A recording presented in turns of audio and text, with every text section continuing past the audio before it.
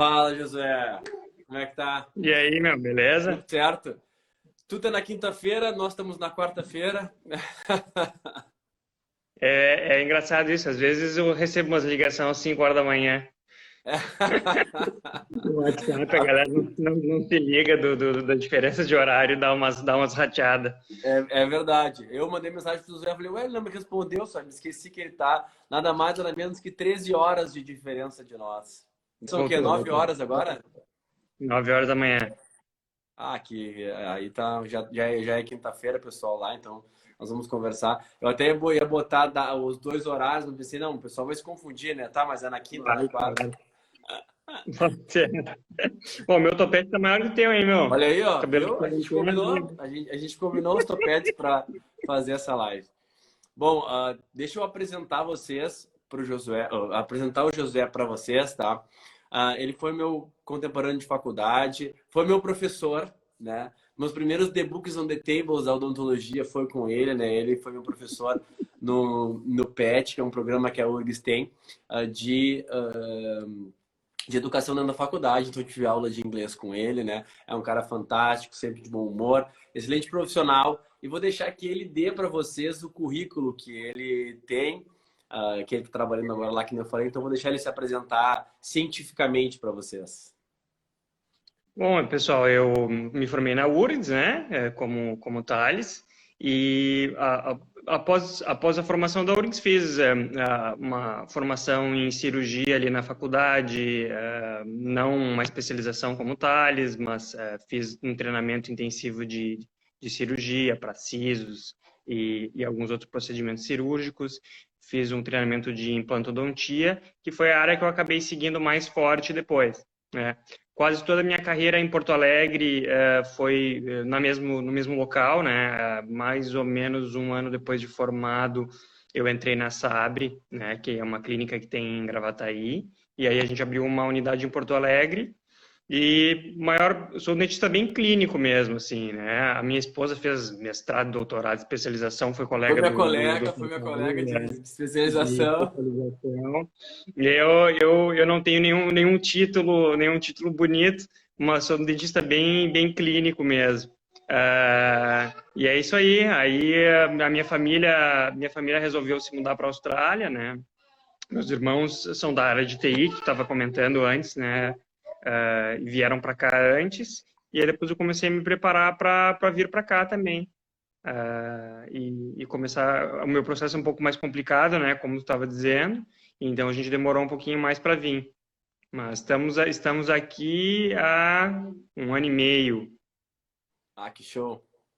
Ah, que legal, que deve ser é que realmente, assim, eu sempre falo que é muita coragem, né? A pessoa trocar o país, profissão e ter todo um trajeto, né? Exige uma certa coragem para conseguir fazer isso, né? Sem contar que deve ter Sem muito dúvida. conhecimento, né? Porque, tipo, eu estava feliz no Brasil, não tinha grandes problemas. Profissionalmente estava feliz. Nossa clínica lá é animal. Uma estrutura super bacana, equipe fantástica. Né, já conseguia ter uma organização de trabalhar menos, né, em termos de quantidade de horas. Então a gente fez mais uma opção mesmo pela família mesmo, para ficar todo mundo junto. E então, realmente é difícil porque tu vai para a incerteza, né?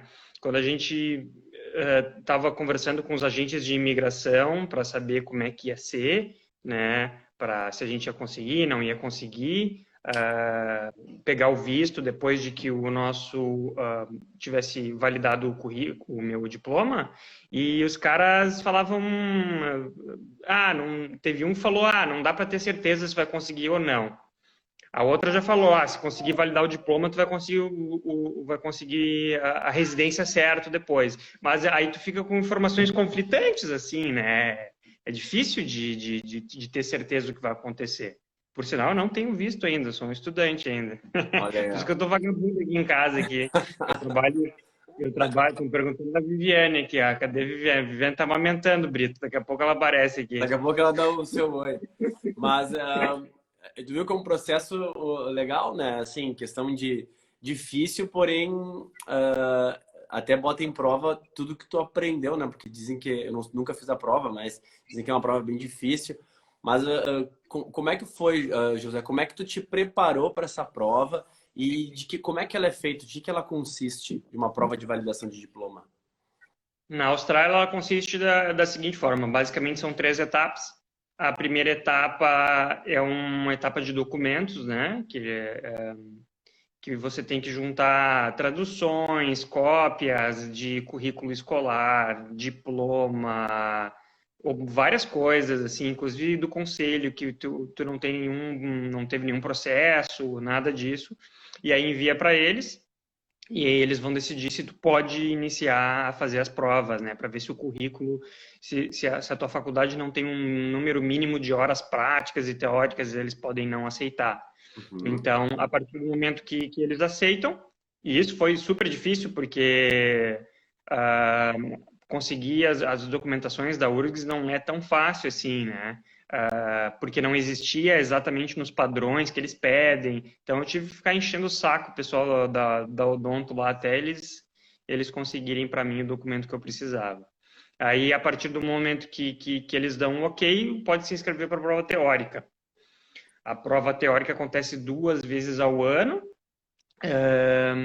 e são 2 dias de prova. Se eu não estou enganado, são 4 papers, né? 4 assuntos. É tudo meio misturado, mas tu vai ser avaliado em 4 papers. Cada um, eu acho que são 80 questões, se eu não estou enganado. E, enfim, aí tem que passar nos 4 papers para ser aprovado. Essa prova tem uma taxa de aprovação de 33%. É Tá? baixo. É, pode fazer quantas vezes quiser. O custo da prova, perguntou ali o Bernardo, o initial assessment, que é a partir de documentos, é em torno de $600, mas gasta mais um balaio de dinheiro traduzindo documento e fazendo um monte de coisa. Porque, por exemplo, tem que mandar no initial assessment uma foto registrada. Só que no Brasil ninguém faz isso. Quando vai tem que ir lá para o consulado australiano em São Paulo para fazer isso. Eu tentei fazer em tudo que é cartório e não consegui. Porque como tem que escrever em inglês, e os cartórios eles são bem assim, vamos dizer assim, estritos nas coisas que eles fazem, né? Não é uma Sim. coisa que eles são acostumados a fazer. Cara, eu procurei dono de cartório, eu fiz o diabo e não consegui. Recentemente tem um amigo meu tentando fazer o processo e ele tentou ir no consulado dos Estados Unidos para ver se conseguia fazer, já que tem em Porto Alegre. Não, a princípio, pelo o que ele consultou, eles não iriam aceitar. Então aí tem que pegar um avião, ir lá para São Paulo, fazer a validação das fotos e aí enviar. E tem que fazer isso de novo cada etapa do processo, ou seja, quando for se inscrever para a prova teórica, tem que fazer uma nova foto. Então eu visitei o consulado algumas vezes. E tu fez prova teórica e fez prova prática também? Isso. Eu fiz a prova teórica 3 vezes, eu bombei 2 vezes na prova teórica, basicamente porque eu fui mané e não me preparei da forma adequada. Então, assim, as questões técnicas eu sempre passei, só que eles têm algumas questões, assim, de biossegurança daqui e até de como é que tem que lidar com os documentos, que idade que pode tratar os pacientes. Eles têm uma coisa para tu manter o teu registro de dentista aqui, tu precisa se manter atualizado, né? Que eles falam CPD hours, né? Que é de horas de atualização. E aí tem que saber, por exemplo, quantas horas práticas e teóricas de atualização tu tem que ter a cada ciclo, né? Então, umas coisas que eu não peguei documentos específicos para ler e acabei me dando mal. Na terceira vez, quando eu fui fazer a prova teórica, aí eu peguei um coach, tem alguns coaches online que tu contrata, e aí os caras te mandam o documento todo mastigadinho, assim, tudo que tu precisa ler de documentação importante, eles te enviam. Já vai mais uns 2.000, uns 2.000, não lembro se dólares ou reais, acho que reais, que aí o cara te dá toda essa documentação e vale muito a pena. Aí eu passei, beleza? Depois que passou na prova teórica, pode se inscrever na prova prática. para a prova prática agora está muito mais tranquilo em termos de disponibilidade. Antes tinha 2 provas por ano também, então tinha uma fila de espera para fazer a prova enorme. Agora não, toda semana tem prova prática. Agora não, porque fechou por causa do Covid, né? Onde a prova prática acontece é lá em Melbourne, onde é um hotspot de Covid aqui na Austrália. Onde eu tô, tá tranquilo, vida praticamente normal, só que na região de Melbourne estava bem feio e aí tá tudo fechado. Entendi. E a prova, aí a etapa da prova prática, né? Só concluindo a prova teórica dá para fazer no Brasil, eu fiz em São Paulo, né? Eles têm, por todo o mundo, tem locais onde é possível fazer a prova teórica e em São Paulo é um deles.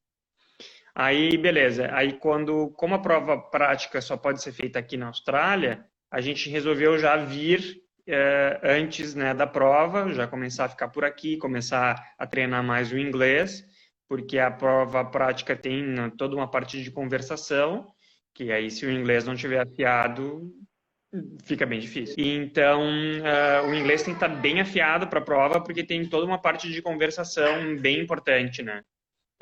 Durante a prova que é avaliada. Então, a prova prática custa $4.000. E eu fiz também um treinamento aqui. A gente se mudou, viemos como estudante, então estou fazendo um MBA. E eu cheguei em março, em julho era a minha prova. Eu fiz um treinamento que era 3 semanas. Aí tu gastou $4.000 a prova teórica, prática, né? Isso, $4.000 a prova prática e eu gastei mais uns $4.500 num curso de preparação, 3 semanas de preparação, e aí eles te dão todas as manhas da prova, assim, todas as dicas, tu fica lá treinando. Tem tudo, tu tem um boneco para tu fazer anestesia, tem um boneco para tu fazer CPR, né, que é tipo ressuscitação cardiorrespiratória, né? Todas essas coisas tem na prova e ele tem um cenário específico lá que tu tem que fazer. E é isso, aí são 2 dias de prova em Melbourne, um dia mais técnico, né, que tu vai fazer preparo de coroa, provisório, restauração de amálgama, restauração de resina, um acesso de endo, e é isso. É isso. E um outro dia que tem esse cenário de ressuscitação cardiorrespiratória, raio-x, anestesia, e essas outras salas que tu tem que fazer uma entrevista com o paciente. Então, tem um dentista que está ali como um ator, e aí tem um outro cara te avaliando na sala, e aí tem um caso clínico, tem que ler o caso clínico e desenrolar com o paciente. Entendi. E é isso. E a taxa de aprovação dessa prova é 13%. 30%. 13. 13? Dessa prova prática? É bem pouco, né? E depois que tu passa na prova, aí tu tem um processo de que tu tem que ir para uma universidade ou tu já tá apto a exercer? Pode tocar o terror. Aí já pode exercer normal. Pode. Já pode sair arrancando dente normal. Porque alguns lugares tem que fazer uma validação, por exemplo, nos Estados Unidos, né? Nos Estados Unidos tem que fazer uma universidade, 2 anos. Até o Brasil também, assim, eu acho. Por isso que, a gente, quando tava pensando em países para ir, assim, eu fiquei, Estados Unidos eu ia ter uma preguiça de validar, né, meu? Porque é um negócio quase que impossível, assim, né? Eu lembro que eu falei com o Tuia na época, né? Liguei pro Tuia, que é um dentista amigo nosso que tá trabalhando nos Estados Unidos. E eu falei, Tuia, não dá, tu é muito guerreiro, não dá. E aqui eu achei um pouco mais tranquilo, assim, são as provas e passou na prova, acabou, né? Pelo menos não tem um troço que tu não sabe quanto tempo que vai demorar. Bom, realmente vale muito mais a pena, né? Porque além de tu, em outros países, por exemplo, nos Estados Unidos, tu tem que pagar a universidade ainda, né? Então, tipo, tu vai ter que todo o custo, além de ter que ficar 2 anos sem trabalhar, né? No caso, com odontologia, né? Vai ter que ficar tentando validar, né? A gente teve um conhecido agora que foi e largou aqui e vai fazer 2 anos de faculdade lá. Então, é bem, bem, assim, difícil. Mas Não, tem que estar com as finanças organizadas, né? a Roberta perguntou se tu fica com visto de trabalho quando tu passa na prova ou não. Não existe conexão entre a validação da prova e a parte de vistos. E são coisas completamente distintas, né? Uma coisa tu tá lidando com um órgão que está só validando teu diploma e a outra questão é se tu vai conseguir um visto depois para trabalhar ou de permanência. E isso aí depende da idade, do nível... Oi, Sandra. Depende da idade, do nível de inglês, se é casado, se é solteiro. Por incrível que pareça, hoje a Austrália está dando preferência aos solteiros. Então, ele tem um sistema de pontuação, assim. Claro que cada visto é uma história completamente diferente e, assim, cada ano muda, tá? Isso aqui é uma loucura em relação a visto. Quando eu resolvi ir para a Austrália, o visto que tinha disponível já não é o mesmo que está disponível agora, entendeu? Então, às vezes é complicado fazer um plano de longo prazo, porque é muito instável as regras de visto aqui, elas são muito dinâmicas, elas mudam com bastante frequência, tá? Assim, o que eu posso dizer foi o que a agente de imigração me disse e ela deu certinho a letra, ela falou assim, passando na prova, a chance de tu conseguir o visto é altíssima, tá? Talvez não vá ficar numa área tipo de cidades grandes como Sydney, Melbourne, Brisbane, mas você vai para o interior, você vai conseguir vistos, porque os vistos eles são distintos para cidades grandes e para cidades pequenas, né? Então, por exemplo, eu vou ter que ficar fora das cidades grandes para conseguir o meu visto. Eu estou em vias de aplicar o meu visto de sponsorship, que é quando uma empresa te ajuda nesse processo, né? Diz, eu preciso desse profissional, e aí vai junto à imigração e faz o processo para te trazer, para que tu possa viver e trabalhar full time, né, em tempo integral, e aí depois ficar permanentemente. Ah, beleza. É um processo que não é tão simples, mas também para quem tem o sonho, porque muitas pessoas têm o sonho de exercer fora do Brasil, né? E assim, e como que é, e aí agora falando mais da odontologia em si, né? Então o cara passou todo o processo. Como que é a odontologia aí na Austrália? Qual é a grande diferença que tu viu daqui em relação à Austrália? Quais são os benefícios que tu acha, né, profissionalmente da odontologia, assim? Tem, assim, em termos de equipamento e materiais, eu acho que a disponibilidade aqui, de forma geral, é muito maior, muito maior. Por exemplo, é super comum, quase todas as clínicas aqui têm tomógrafo. Estou com a minha tradutora ali. Tomógrafo. Né? Então, é menos comum tu ter que enviar um paciente para um centro de radiologia, como é tão comum aí no Brasil. Uhum. Né? Então, quase toda clínica tem tomógrafo,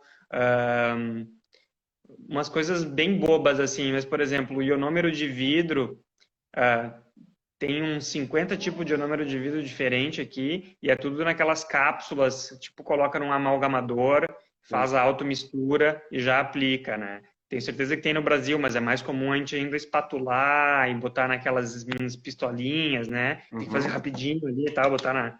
Aí endurece, botar na... sai mais, troca a pistola, quer dizer, né? Então, Faz muito tempo que eu não faço isso, mas ainda lembro.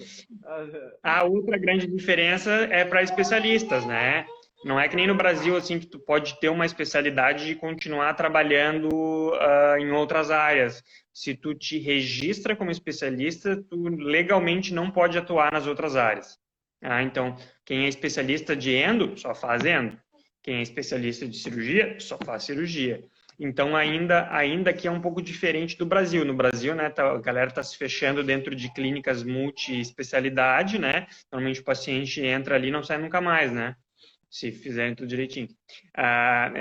Aqui ainda o encaminhamento acontece com uma frequência muito maior, assim. Então, tu tem a clínica dos general practitioners, né? E aí depois vai encaminhar para os especialistas. E normalmente as pessoas não podem ir direto ao especialista. Como é com a medicina aqui. Eles têm que ir no dentista, o dentista tem que dar o encaminhamento, aí eles vão no especialista. Né? E isso, tu não pode, tô com problema na minha pele, vou no dermato. Não, tem que ir primeiro no médico, o médico vai te encaminhar para o dermato. Isso, para a gente no Brasil que está acostumado já ir direto já no problema que a gente acha que é, não é assim, não é assim que funciona por aqui. Mas sabe que é uma das coisas, uma das críticas que eu tenho em relação à odontologia e à medicina brasileira é essa, né? Porque tu não Uhum, precisa ser especialista para realizar os procedimentos, né? Então, por exemplo, uhum, tu se forma médico e quer fazer cirurgia plástica, mas tu não fez uma residência, tu pode. Claro que tu pode cair numa imperícia, num processo judicial, né, num erro, mas tu pode. Tu pode fazer uma cirurgia ortognática e não ser cirurgião bucomaxila, né, dentro da odontologia. Tu pode fazer endo sem ser odontista. Então, assim, eu acho que deveria existir dentro do Brasil algo parecido. Talvez não proibir de fazer as outras especialidades, né? Tipo, tu não pode fazer, mas ao menos que para que tu possa fazer, tu seja especialista, né? Mas aí é... Mas aqui é a mesma coisa, por exemplo, eu posso fazer implante, eu posso fazer as coisas que eu estava acostumado a fazer no Brasil. Porém, se alguma coisa errada de acontecer e tu não comprovar que tu tem informação adequada ou que tu não te atualizou naquela área, tu pode te dar mal, né? Uma coisa diferente do Brasil, nem todo mundo no Brasil aí tem seguro, né? Aqueles é seguro, né? Responsabilidade civil. Isso, seguro de responsabilidade civil. Aqui é obrigatório. Quando tu te registra, tu tem que ter um seguro. Tá? Senão tu não pode praticar odontologia se tu não tiver o seguro. É absolutamente mandatório. Entendi. E como é que é? E a questão assim, é mais privado, é mais público? O atendimento público é parecido com o nosso? Como é que funciona essa parte? Público quase não tem nada, tá? Tem o Medicare, que é o atendimento público aqui na Austrália, que tem os locais públicos, mas também os profissionais particulares podem atender através do sistema público, né? Se eles aceitarem o que vai ser pago através do sistema público. Para a odontologia isso não existe. Não existe tu receber do Medicare e atender pacientes. Então, assim, tem algumas clínicas públicas e tem uns sistemas de voucher. Então, por exemplo, assim, eles vão na clínica pública e aí eles precisam de uma prótese. O sistema público não faz. E aí eles têm um certo orçamento que eles falam, bom, essa pessoa precisa de uma prótese, então eles dão um voucher para ela de um determinado valor e ela pode ir em qualquer dentista que está cadastrado e fazer a prótese. Então ela vai num dentista particular, vai usar esse voucher, o governo vai te pagar e aí tu faz a prótese para a pessoa, a princípio através do sistema público, mas é um mix, né? É uma coisa meio misturada, assim. Sim. Então, o público de odontologia aqui é muito fraco, né? O público que eu digo, o atendimento público, né? Ele é muito mais baseado no private, no particular. Existe bastante plano de saúde, mas é absolutamente mais simples os planos de saúde aqui, né? No Brasil é aquela saranda que cada sistema de cada insurance, Cada companhia de cada seguro? cada companhia tem seus códigos, as suas formas de tu pedir o reembolso, né, do que os pacientes estão fazendo, os convênios de saúde. E aqui não, tem um sistema único, então o mesmo código se aplica a absolutamente todas as empresas, tá?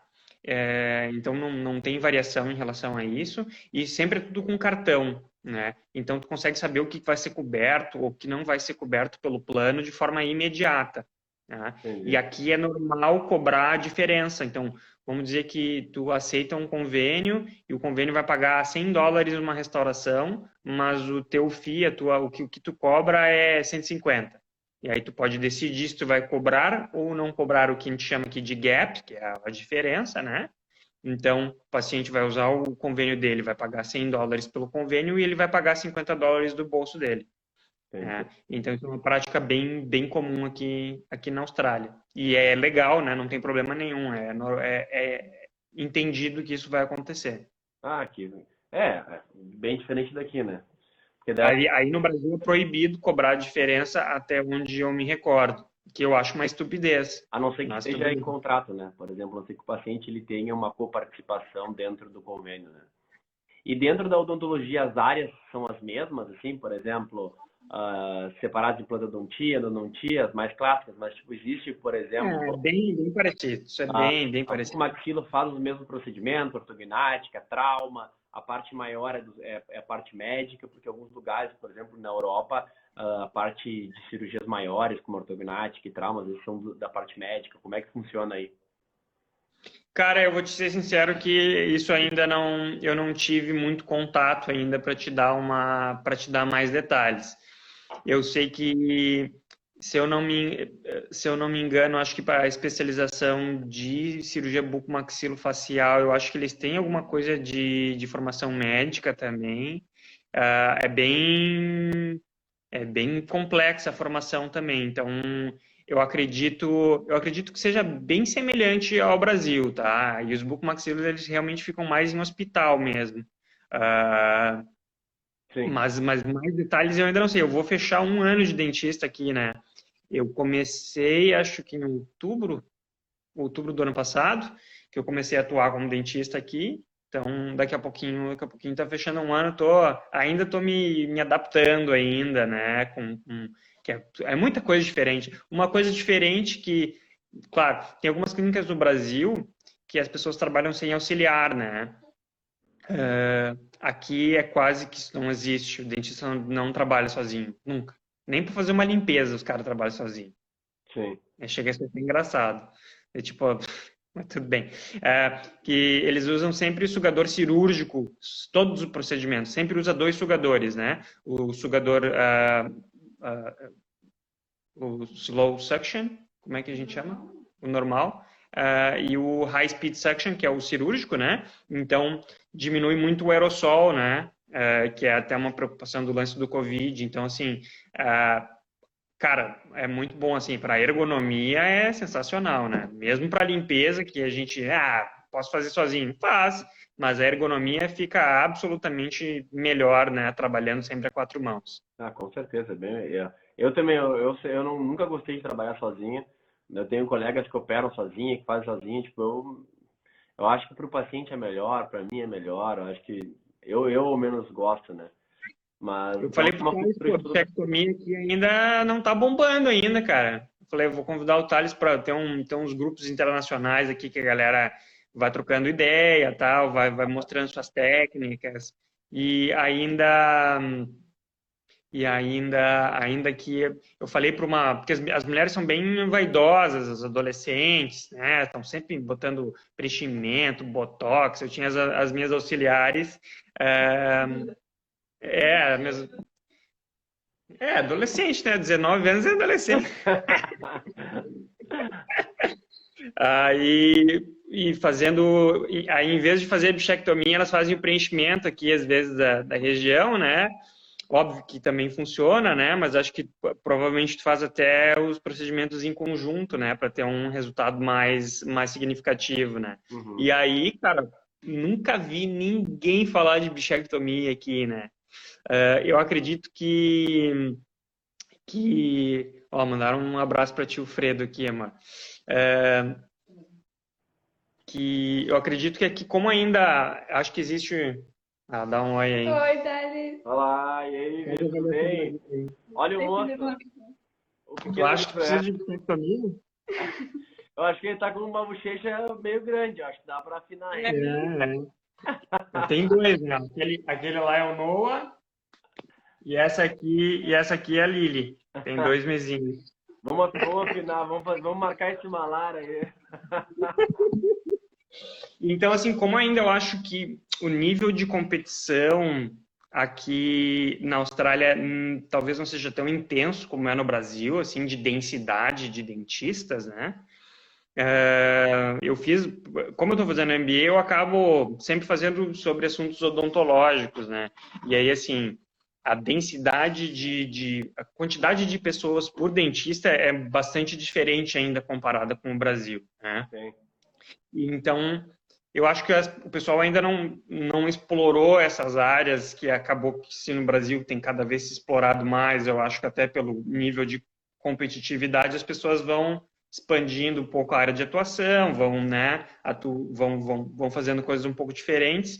Então, acho que isso não se vê aqui. O máximo que os dentistas fazem aqui é botox e preenchimento. Mas, assim, normalmente só preenchimento labial, tá? Preenchimento, assim, para nariz e outras regiões do rosto. Se eu não me engano, eu acho que até não pode mais. Tá? É só lábio e só botox para... Eu não lembro se está podendo para a parte de expressão facial.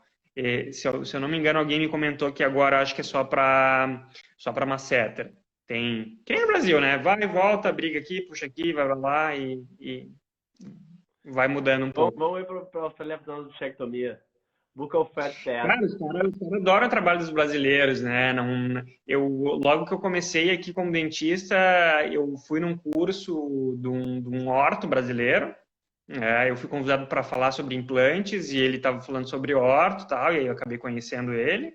É, e tem uma aceitação bem grande assim do trabalho brasileiro de forma geral, né? Tem um outro dentista, Felipe, sei lá o quê, um cara que dá curso de resinas. Ele ia vir aqui para a Austrália, os caras estavam alucinados querendo ir no curso dele, assim, alucinado, alucinado. Então, acho que tem um mercado bem interessante para cursos de pessoal que vem de fora, tal. Porque tem uma coisa que o dinheiro que tu usa para ir a cursos, né, tu abate depois do imposto de renda. Então é bem comum os cursos, inclusive aqui, os caras sempre fazem umas misturas, assim, férias com curso de odontologia, porque aí tu consegue usar a grana que tu vai pagar a passagem aérea, tu abate do teu imposto de renda, né? Sim. Então é bem interessante. Então a galera viaja muito para curso aqui. Claro, com o Covid agora meio que avacalhou tudo, mas é bem comum a galera viajar para fazer cursos. Show.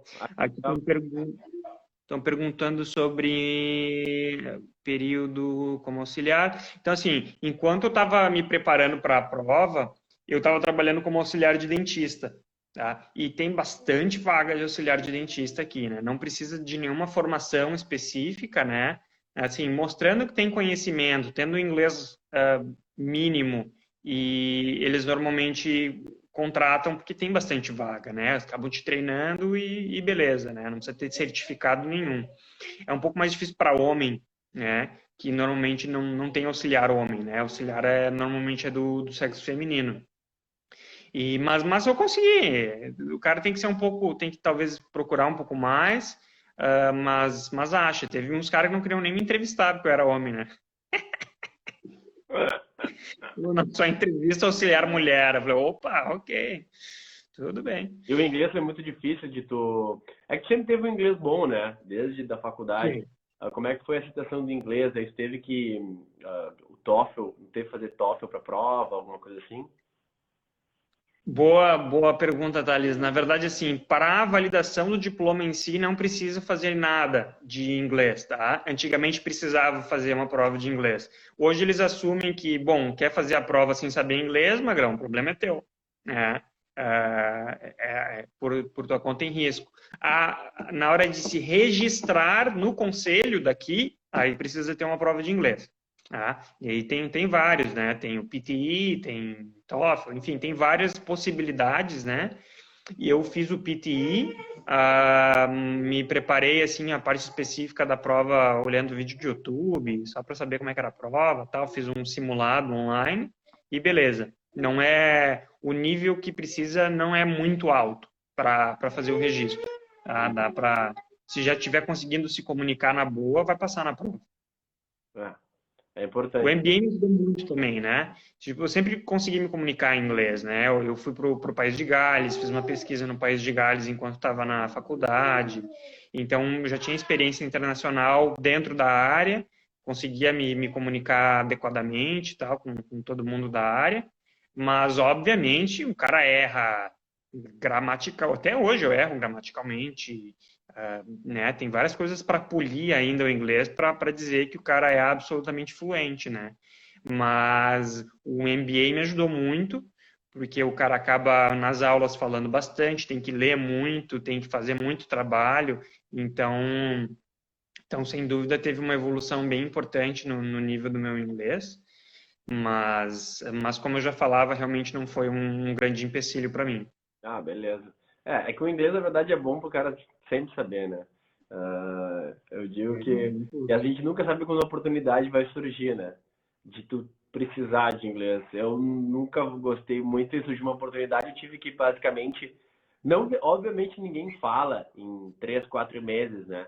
Mas, tipo, fazer um intensivo muito grande para poder entender e conversar numa reunião, né? Foi Onde quando você fosse lá para pro Cole, lá para o Encontro desse Trauma? a gente foi pelo Cool da Straumann, né? A gente foi lá na Suíça e aí toda a reunião era em inglês, todo o processo era em inglês, né? Então, claro, treinamento de vídeo, treinamento de posicionamento de câmera. Então, tudo isso tu tem que fazer em inglês, é difícil, né? Então, claro, a gente gravava falando em português para ver a naturalidade, porque a gente fez todo um treinamento de mídias sociais, assim. Pô, que Mas, legal, cara. a gente fez treinamento de como se posicionar, como falar, qual a entonação de voz, como utilizar um teleprompter, como fazer vídeos curtos, vídeos longos.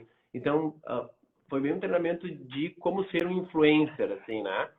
Ah, o- Sim, vocês podem ver que, por exemplo, o Thales está iluminado, tem uma iluminação adequada, eu tô uma bosta aqui, parece. Uma é, sombra na minha cara. é que assim, né, como eu faço muito isso, sempre gostei muito de trabalhar desde o início, desde que eu me formei ali na faculdade. Eu já comecei, então, acaba que a gente tem uns treinamentos que são treinamentos legais, porque isso muda muito, né? E às vezes nós fazemos coisas que pequenas alterações em vídeo, pequenas alterações de posicionamento, de fala, pequenas atitudes que a gente faz nas mídias sociais, nos vídeos, eles impactam Sim. muito a percepção tanto dos colegas como dos pacientes. Então, foi uma experiência muito legal, assim, de ter ido, assim, valeu A muito. gente, a gente, a gente acompanhou, eu sigo o Thales desde os primórdios, desde os tempos mais primórdios.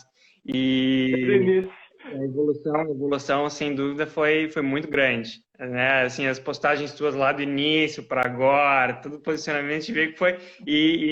Na verdade, às vezes o pessoal pode ver, pô, o cara tem um monte de seguidor agora, papapá. Pô, mas ele está investindo É, faz anos nessa história, né? Não é de hoje, né? não. É de hoje. É que é todo um trabalho de aquela clássica, né, que a gente fala, né, constância, se manter ali assim e estar nas mídias sociais, assim, por exemplo, tu dar a tua cara ao tapa todos os dias, o tempo inteiro, entende? Então vão vir críticas, vão vir pessoas falando e às vezes é difícil de tu lidar com isso, dependendo de como elas são, né? Imagina. Esses dias eu fiz um siso de uma menina brasileira aqui, que ela é uma violinista, então aqui no fim ela ficou com uma repercussão muito grande aí no Brasil, tem 500 mil de seguidores e tal, e eu fui fazer o siso da guria, né, cara? Siso superior, como tu sabe, normalmente é uma barbada, né? É mais comum ser bem fácil, ainda mais quando é em boca. Cara, mas um terror a cirurgia, assim, o osso da guria de titânio, um negócio que, assim, ó, aquele 10 ou 11 anos que eu tenho de formado, eu acho que eu peguei talvez 2 sisos desse tipo superior, assim. E a guria influencer, fazendo vlog, não sei o que, eu falei. Então, assim, quando tu decide se expor, né? Porque tu tá se expondo, né? Pode ser criticado, pode ser elogiado, então, sem dúvida, tem um nível de coragem e confiança que precisa ter para poder fazer isso, né? Realmente não é para qualquer um. Eu vou te ser bem sincero que eu gosto de falar, eu não tenho muito preocupação assim, em falar em público e nada disso, mas essa exposição da parte profissional, assim, mais íntima, eu ainda não me sinto 100% confortável. Assim, tipo, ela quis fazer os vlogs, eu deixei ela fazer os vlogs, não tem problema nenhum. Mas realmente gera um pouco de ansiedade mesmo. É que são coisas é que existem posicionamentos diferentes, né, em relação ao que nós vamos fazer de mídias, né? Por exemplo, a gente pode Uhum. ter uma hiperexposição com uma digital influencer de estilo de vida, né? Por exemplo, uma Pugliese ou outras blogueiras que têm estilos de vida que elas mostram, né? Ou a gente pode ter um posicionamento mais profissional, onde, por exemplo, é a nossa pegada da Strauma que a gente fez, onde nós somos Key Online Opinion Leaders, né, por isso cool, em relação ao compartilhamento de conteúdo, né? Então, e foi muito legal essa experiência lá, porque foi prévia a todo o Covid. Então, tudo que a gente treinou e viu e discutiu, as alterações, por exemplo, essa live que a gente está fazendo aqui, quantas pessoas queriam poder conversar com alguém que realmente fez o processo? Porque uma coisa é tu falar na prática, na teoria. Outra coisa é uma pessoa que realmente está lá, que passou pelo processo, que fez tudo isso. Então, existem posicionamentos diferentes. Às vezes, tu compartilhar, por exemplo, essa tua experiência, vai ajudar muitas pessoas a entender o processo e a gente consegue impactar de uma forma muito mais escalonável, né? Eu dei 2 entrevistas até hoje sobre isso, né? Tem uma influencer aqui da Austrália que nós mesmo antes de vir para cá, a Vivi seguia ela tal para pegar informações da Austrália, eu acabei dando uma entrevista para ela, então tem bastante gente que me procura para perguntar e tal. E aí, né? Então vamos agora fazer um freebie. Tu tem aqueles Linktree, imagino, né? Que a galera vai lá e tu tem lá documentos para compartilhar, talvez, e links teus. Tu tem isso aí ou não? Não, não tenho. Isso eu não tenho. Pô, Thales, tu é um influencer, cara. Eu uso para compartilhar, eu uso o Telegram.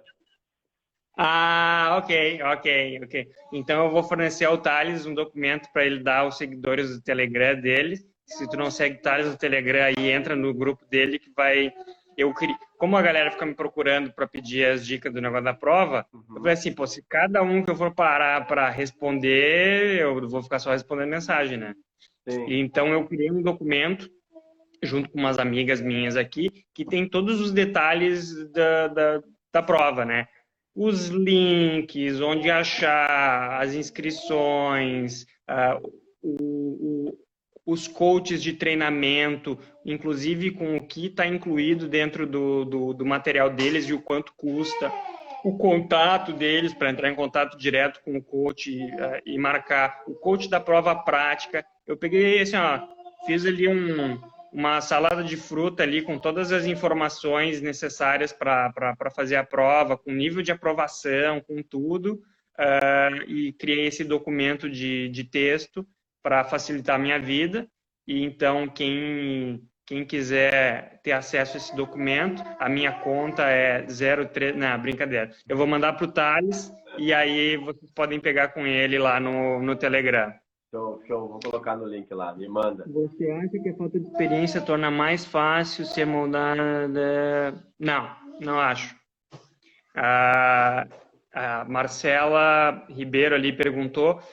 Na verdade, sim, para passar na prova sem experiência como dentista no Brasil, eu acho que dificulta um pouco passar na prova, né? Porque até essa parte de conversação com o paciente, que a gente tem um jogo de cintura que só os anos vão te dar, né? Entonação de voz, empatia, e mão mesmo, né? Para fazer um preparo de prótese, né? Não que não pode, tem várias pessoas que eu conheço que passaram, que nunca praticaram no Brasil, tá? Mas, sem dúvida, é mais difícil e demanda um treinamento mais intensivo. Né? Então, assim, o nível de tempo e de preparo que um recém-formado vai precisar para passar nas provas, sem dúvida, vai ser muito maior. E a adaptação, depois que já está validado para trabalhar aqui, é muito uma questão de ter mentalidade aberta, né? Quer ver uma boa, Thales? Sabe que eles não dão ponto em extração, né? Não? Não. Então, assim, se a extração é uma extração simples, não é uma extração cirúrgica, gazezinha, morde ali e tchau, benção, né, cara? E a gente dá a ponto aí no Brasil. Tipo, segura aí, coágulo, né? E é uma coisa que a maior parte dos lugares aceitaram que eu ia dar ponto em tudo, né?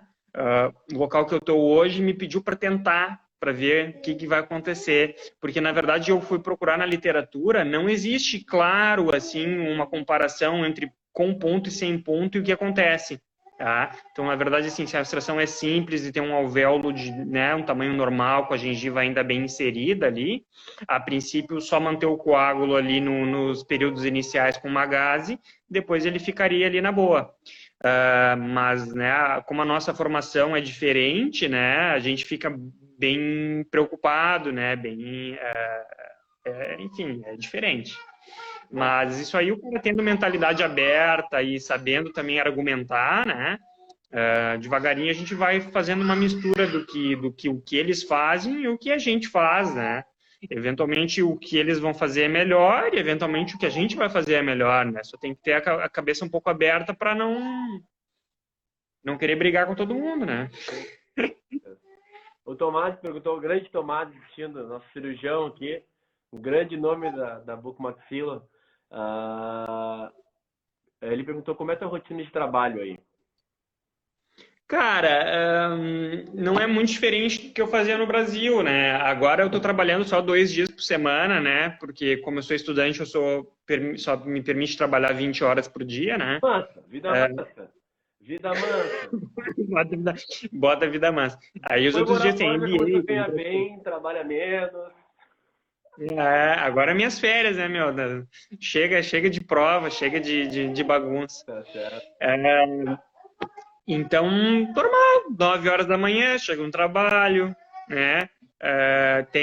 Vai ter limpeza, vai ter restauração, vai ter implante. É uma mistura, assim, eu faço de tudo, como da mesma forma que eu fazia no Brasil. No Brasil, assim, umas 8 horas. No Brasil, meus dias eram muito. Olha aí, minha querida Marilce. Aí, meus pacientes estão. Pode divulgar, Bruno. Meus pacientes estão aí assistindo.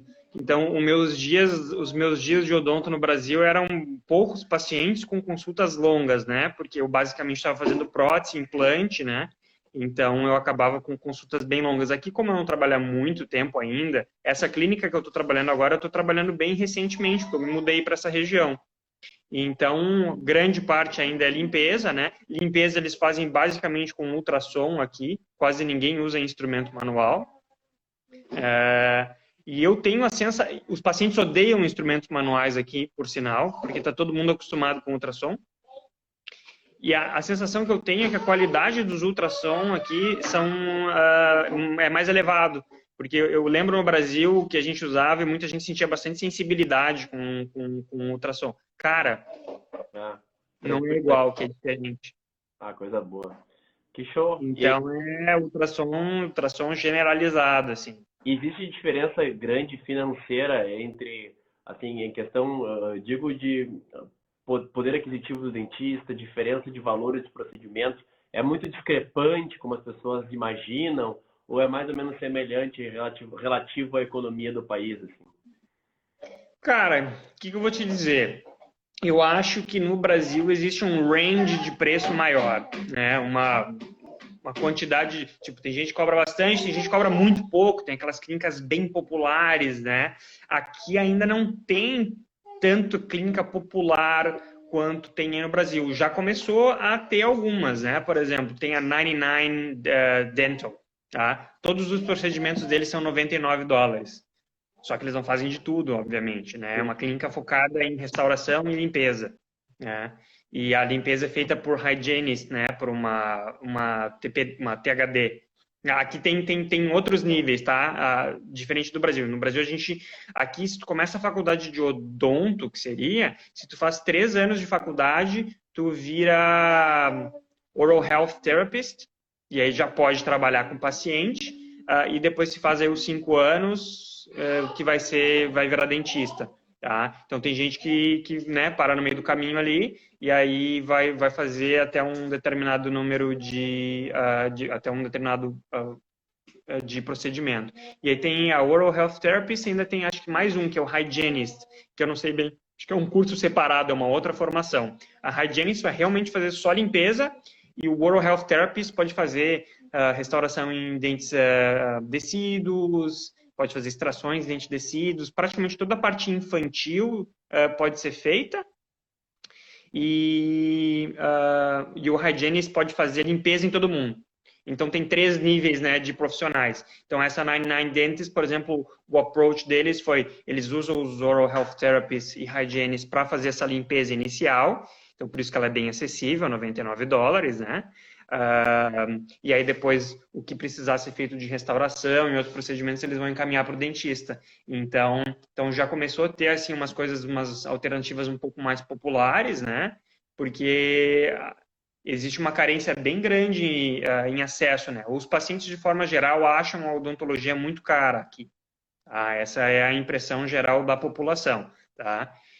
Então, existem algumas coisas do governo para ajudar. Por exemplo, as crianças abaixo de 18 anos, dependendo da renda familiar, elas têm $2.000 a cada 2 anos dados pelo governo para usar em odontologia. Que legal. Então, elas podem ir em qualquer dentista particular, tá? E aí gastar esses $2.000, né, de acordo com o que o dentista achar que tem que fazer.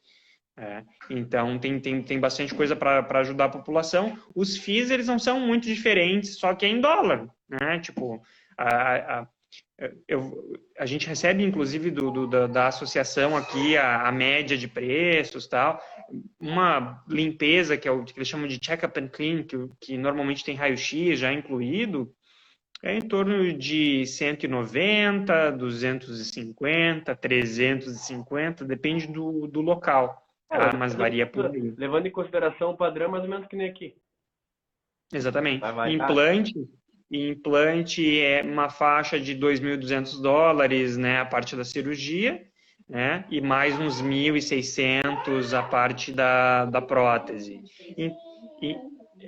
Então, assim, só que a diferença é que $100 e R$ 100 não é a mesma coisa. O poder de compra dos $100 é muito mais alto, tá? Se tu vai no Zafra aí com 100 pila, é complicado, né? Não ter... É impossível gastar menos de 100. Vai no mercado de coisas já... E assim, como é que tu gostou? E agora eu vou ter que finalizar, porque faltam 3 minutos pra gente terminar nosso tempo. 4 minutos mais ou menos. Eu comecei um pouquinho com muito de atraso. Tu tá gostando da vida aí? Como é que é a vida que tu tá tendo aí? Como é que tá a rotina? É legal? Vale a pena? Assim, questão de segurança. Cara, eu acho que assim, a grande vantagem de estar morando aqui, assim, no meu ponto de vista, é a parte da segurança, né? Que acho que é o que mais machuca o Brasil, né? A gente tem medo de sair do carro, medo de ir para cá e para lá, medo de assalto, né? Quantos amigos que a gente teve que foram assaltados, que sofreram violência. Acho que essa é a grande diferença. Cara, e aqui ninguém dá bola para nada, né? Anda à noite, faz o que quiser, ninguém tá nem aí. É muito raro ver crimes acontecendo aqui, né? Então, e isso eu acho que é a grande diferença.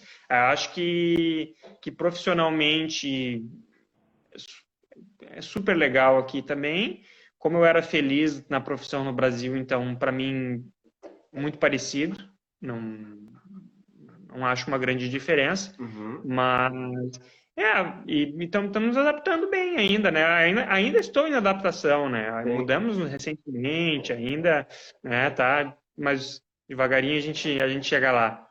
Que show! Que bom ver vocês bem, sabe? Porque é muito legal a gente ver, porque quando nós convivemos assim, né? E a gente vai vendo a evolução dos colegas que eram próximos, né? A Vivi foi minha colega de especialização, operamos várias vezes juntos, tu foi meu contemporâneo de faculdade, deu aula de inglês, o meu primeiro professor de inglês, né? Tipo assim, né? Depois eu eu não sabia nem falar dente em inglês, né? Enfim, cara, eu acho fantástico. Parabéns não só pela coragem, pelo profissional que sempre foi, porque te conheço há bastante tempo, mas pela coragem de ir, de dar cara ao tapa, de enfrentar. A gente sabe que tu tinha uma vida estável, com tudo para ficar, com tudo para te. Não vou ficar com a minha empresa, com a minha clínica, tô bem aqui. E aí tu sair da zona de conforto, se mudar. Eu tiro o chapéu para as pessoas que têm essa coragem. Parabéns. Parabéns. Obrigado. Um monte de gente, oi, muito legal. Um monte de gente, amigos aí, todo presente na live, de Lene, Fredo, Marina, Bernardo, uma galera, hein? Uma galera. Legal ver todo mundo aí. Um beijo para todo mundo. Participarem. Vou deixar a live salva, as pessoas me perguntaram. Vou deixar no Instagram lá o link que o José vai me mandar agora, né? E muito obrigado por compartilhar essa experiência, essa forma de tu compartilhar o documento, de tu fazer essa live, da entrevista. Isso é uma forma de compartilhar conhecimento que às vezes, hoje em dia, que antigamente era tão difícil a gente ter, saber essas coisas, né? Isso facilita muito e com certeza te faz crescer. Quando eu estava me preparando, cara, eu ficava assim, putz, era difícil de encontrar as informações, de ter certeza, o cara fica meio perdidão mesmo, assim. Começa a ler, parece um troço, assim, bem difícil de entender.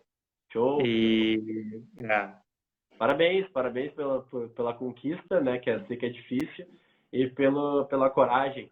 Deixa um beijo. Vamos ver se o Thales vai vir para a Austrália ensinar bichectomia. Vou fazer bichectomia, vou passear, curtir a Gold Coast e ainda fazer umas bichectomias por aí.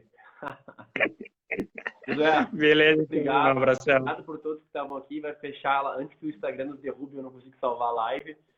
Muito obrigado pela essa live, foi fantástica mesmo. Parabéns pelo profissional que tu é, pela família que tu construiu aí. Um beijo para vocês e aproveitem a Austrália, que logo eu chegarei aí fazer umas buccal fat pads. Beleza, falou, meu abração aí. Salve aqui, galera, boa noite, muito obrigado pela presença e até a próxima.